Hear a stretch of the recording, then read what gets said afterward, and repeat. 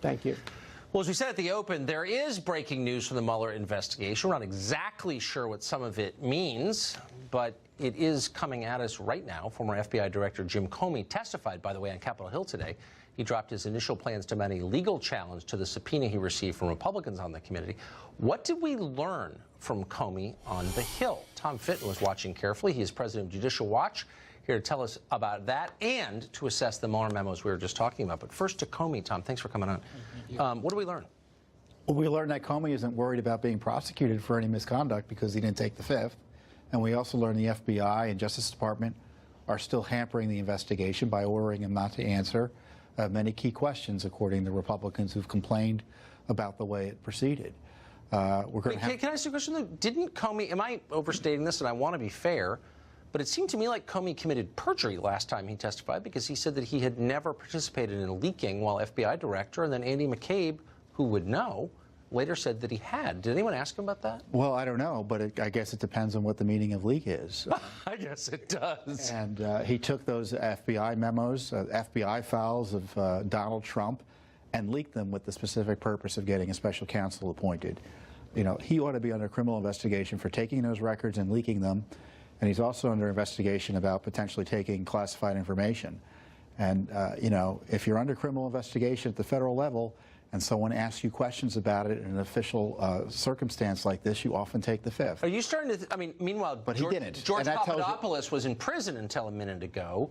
Are you getting the impression that the truly powerful really don't face legal consequences? It's always the little guy. It's always Jerome Corsi, some 72-year-old writer for Newsmax, who gets threatened with prison. But Jim Comey, the FBI director, gets to do whatever he wants. That kind of seems like the lesson. Well, it's not necessarily powerful, but it's a partisan process because President Trump's powerful, but he's being attacked and abused. Good point. But if you're connected to the Democratic establishment, if there's a partisan nature here, which is to get Trump, you're protected.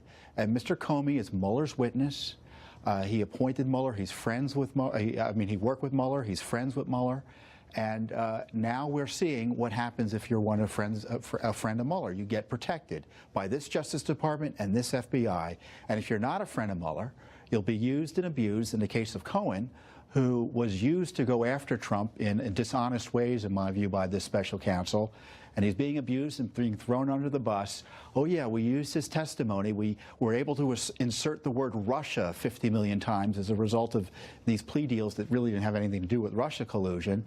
But we're going to ask the court to allow him to go to jail for at least 3.5 years. It's making a lot of us very cynical, and I wish it weren't, because I love this country. There was a ruling today pertaining to Judicial Watch and Hillary's emails. What happened? Well, actually, it was yesterday. It was a big ruling by Judge Royce Lamberth, who opened up discovery into the Clinton email issue. He's angry about what the Justice Department and the FBI did. He fears that he was hoodwinked, or they tried to hoodwink Judicial Watch and the court in keeping these emails away from us. He's concerned that Hillary Clinton created this email system to avoid FOIA. And he really went after this Justice Department for coming into court and engaging in what he called chicanery to try to make excuses for and explain away the misconduct that saw these emails hidden and the email system used to avoid court scrutiny, congressional scrutiny, and questions from the American people. In fact, he asked, was Benghazi one of the reasons they didn't want us to know about these emails? So this discovery is significant. Amazing. And, you know, Congress is out to lunch on this, and Justice Department is on the other side, but the court wants more answers. Whatever happened to the Republican Congress? We got to do a series on that, maybe in January. Tom, great You're welcome, to see you. Tucker. Thank you. 3 whistleblowers have come forward.